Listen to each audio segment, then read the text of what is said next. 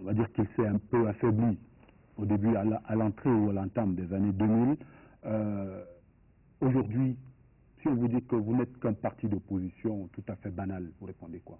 Nous sommes un parti d'opposition, banal je pense pas.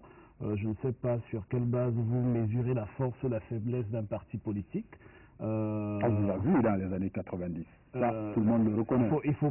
Il faut reconnaître aussi une chose, c'est que ça fait 21 ans et les choses évoluent, y compris la façon de communiquer. En 90, vous n'aviez pas le droit de parler de nous sur les antennes de cette même télévision, et donc il fallait que les gens oui, on se rappelle bien des morts piétinés.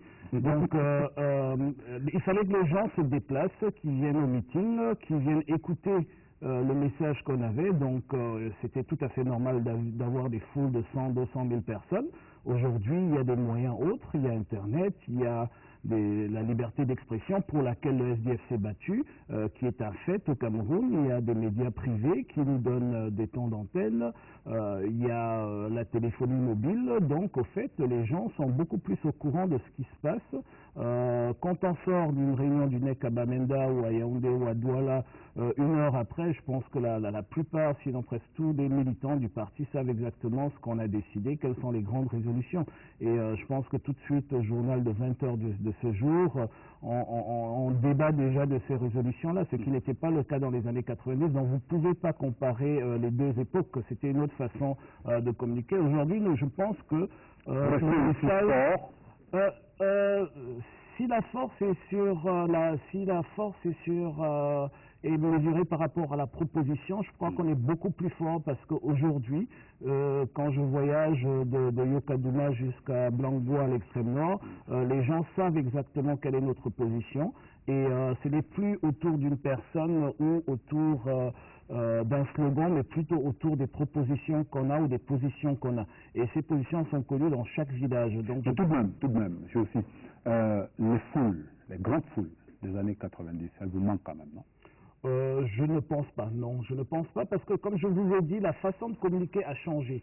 On ne fait plus de meetings à 100 000 personnes parce qu'on n'a pas besoin, les Camerounais n'ont plus besoin de se déplacer au stade Omnisport ou au stade de Bépanda Douala pour aller écouter. Donc les meetings aujourd'hui sont plus des manifestations de communion que des manifestations d'information et de communication. C'est ce qui a changé en 20 ans. Donc il faut comprendre que ceux qui viennent au meeting viennent pour communier avec nous, pour écouter ce qu'on a à dire et pour le célébrer, pour prendre des positions avec nous, pour nous donner ce soutien-là. Mais ceux qui venaient pour nous écouter, aujourd'hui ils restent à la maison, et ils ont raison, parce qu'ils reçoivent toutes ces informations directement où ils sont.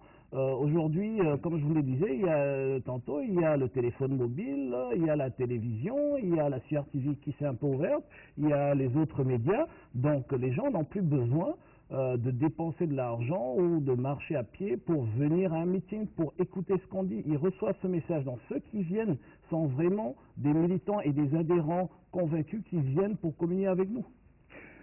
Alors, Joshua Oshi, le vice-président du Social Democratic Front, on va dire comme ça, deuxième force politique à l'Assemblée nationale du Cameroun. Merci de nous ouvrir ainsi les portes du SDF. Nous parlerons du SDF et d'autres choses dans cette émission. Actualité hebdo en images également ce soir. La 21 donc du SDF, célébré ici à Yaoundé, ce sera un reportage de François Scotitues. Et puis il y a le programme de développement de la région de l'extrême nord expliqué aux populations locales par le ministre en charge de l'économie, compte rendu depuis Marois de Rodrigue Bertrand-Tuénon. Et puis il y a ces jeunes filles violées qui s'organisent pour que leur situation et conditions soient regardées de très près. Témoignage recueilli cette semaine à Yaoundé par Evelyne Noona Essomba, notre reporter. Madame, Monsieur, merci de votre fidélité à Actualité Hebdo. La suite de l'émission, c'est dans un tout petit instant. À tout de suite. Alors, je vois aussi, vous parliez tout à l'heure du National Executive Committee, le NEC du SDF. On a parlé également de John Fundi. En termes de pouvoir, qui est le patron du parti? Ben écoutez, le patron du parti est incontestablement le chairman, mais dans l'absolu, les décisions, la plus haute instance décisionnelle du parti, c'est le Congrès, suivi du comité exécutif national, présidé par le président national, dont le chairman est John Fundi. Donc entre deux congrès, c'est incontestablement le patron du parti. Et la collégialité dont je parlais tantôt du comité exécutif national existe pour orienter le parti, pour prendre les décisions. C'est une sorte de grand conseil pour le patron du parti, mais le patron, c'est le chairman. Il ne faut pas... Quand il a décidé, est-ce qu'il y en a vraiment dans le parti qui peuvent lui contester le fait qu'il ait décidé de quelque chose? Écoutez, oui et non. Non, parce que des fois, il y a des décisions politiques qu'il assume. Il ne faut pas oublier que c'est lui la signature du parti, c'est lui le numéro de téléphone du parti. Donc, il représente ce parti, c'est l'image du parti. Il y a des situations dans lesquelles il doit prendre des décisions très courageuses et dont il doit assumer la responsabilité. Donc, il a le droit de les prendre tout seul. Et il explique que sur ce sujet, voilà ma décision et je vous demande de me soutenir. Nous l'avons élu comme président national et donc nous le soutenons, mais dans 90% des cas, la question est débattue et il y a des débats contradictoires et la majorité passe une résolution et qu'il soutient qu'il fasse partie de cette majorité ou pas. Mais en général, nous sommes en phase. En général, nous communiquons beaucoup au sein du comité exécutif national entre les membres. Donc, avant chaque réunion, nous savons un tout petit peu dans quelle direction nous voulons aller. Donc, il n'y a pas de confrontation en tant que telle ou il n'y a pas de... comment dirais-je, il n'y a pas de situation de blocage ou de situation de